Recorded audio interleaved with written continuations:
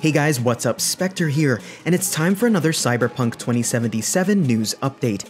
There's quite a bit to discuss today, so let's begin.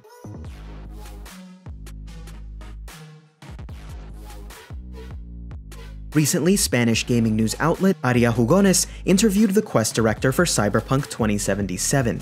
In that interview, we learned a lot about the upcoming CD Projekt title, including some of the differences between it and its Witcher predecessors. When asked about the differences between the Witcher series and their latest game, he had this to say. We still have the same elements that have appeared in previous games. As I mentioned before, we have decisions, consequences, good characters, etc. I think the new thing in this project and what it takes to the next level is the non-linearity of the gameplay, which we will realize when we play through the missions. Which means there are many ways to complete missions based on how you've created your character, tools you use, etc. I think this is something that makes our game different from The Witcher, because in The Witcher we had a basic loop in the gameplay, non-linearity in the narrative section. This time the gameplay will also have a non-linear character. I think this is where the big difference lies in terms of the complexity of our missions compared to The Witcher. When mixed with the non-linearity of the narrative, a diverse array of choices at our disposal in terms of gameplay could add tons of replay value to the final product. I'm happy with the decisions they've made so far from a design standpoint, but I'm really just hoping that they can deliver on those promises, considering that so many games promise a ton of playstyle options, but wind up boiling down to just a few. In the same interview, we also learned some of the games that have influenced Cyberpunk 2077, and some of them are pleasantly surprising.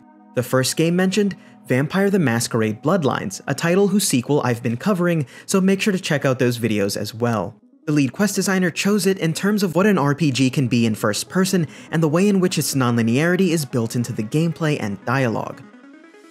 He followed this up with mentioning the Elder Scrolls series and even Deus Ex, citing the multiple pathways that game gives you to complete missions and even the ability to talk your way out of problems.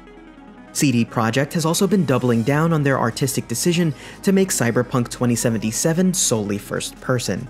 Many have voiced a negative opinion towards this decision, but the studio has assured that players will experience points in the game that allow them to see their character and cosmetic attachments.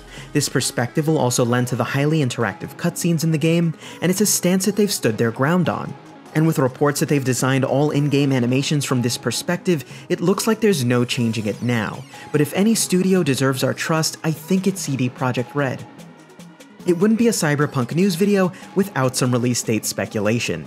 A recent article over at PCGamesN.com brought up an interesting bit of information in terms of the game's release window.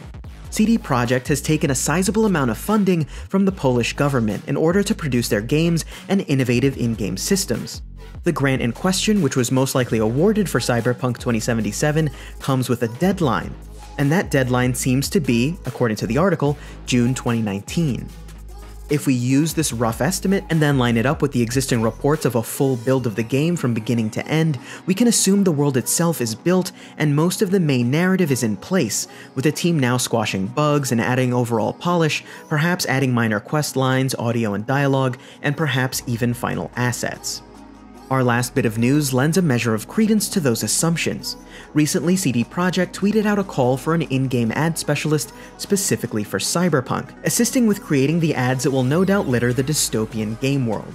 Whether we're spot on or not with our collective assumptions, I think it's safe to say we've done the majority of the waiting, and it shouldn't be too much longer until we're roaming the streets of Night City for ourselves. Hopefully we'll learn more at E3, as CD Projekt has said that the game is now quite different from what we saw last time. And that's it for this Cyberpunk 2077 news update. Make sure to sub for more news and lore, and even coverage for games like Vampire the Masquerade Bloodlines 2. And as always, thanks for watching, guys.